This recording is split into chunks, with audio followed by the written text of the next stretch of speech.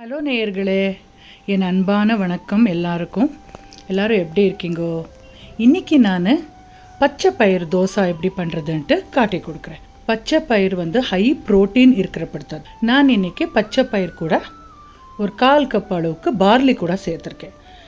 Barley சாப்பிட்டதுனையும் BP control வரும். பச்சை பயிரில் ஹை ப்ரோட்டீன் இருக்கிறதுனால வளர்ச்சிக்கு பசங்களுக்கு நல்லது, டைஜஷனுக்கு நல்லது. முடிஞ்ச அளவுக்கு இந்த மாதிரி ஹெல்த்தியான ஃபுட்டை எடுத்துக்கணும் பிரேக்ஃபாஸ்ட்டுக்கு.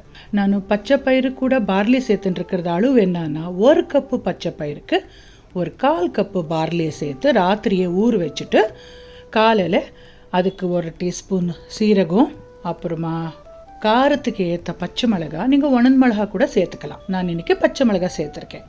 அப்புறம் துளி உண்டு இஞ்சி துண்டு ஃபைனாக சாப் பண்ணி சேர்த்துருக்கேன். ஒரே ஒரு குட்டி உண்டு கட்டி பெருங்காயம் சேர்த்துருக்கேன்.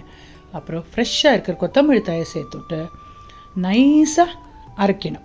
முதல்ல இதெல்லாம் சேர்த்துட்டு குறைன்னு அரைச்சிட்டு அப்புறமா 2 டேபிள் ஸ்பூன் அளவுக்கு கடலை மாவில் கூட ஹை ப்ரோட்டீன் இருக்குது. முடிஞ்ச அளவுக்கு எல்லா தோசை மாவுக்கும் 2 ஸ்பூனு கடலை மாவு சேர்த்துக்கோங்க. ரொம்ப ப்ரோட்டீன் வரும்.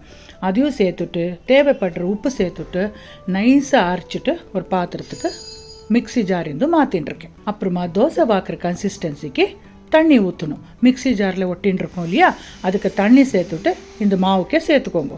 தோசை கன்சிஸ்டன்சிக்கு மாவு ரெடி பண்ணிவிட்டு சூடான தவா மேலே நீங்கள் தோசை வாத்தக்கா சூப்பராக டேஸ்டியான முறமுறான்ட்டு பச்சை பயிர் தோசை ரெடி ஆகிடும். இது கூட உப்புமா பண்ணி வச்சுட்டான்ட்டு பெசரட்டுன்னு சொல்லிடலாம்.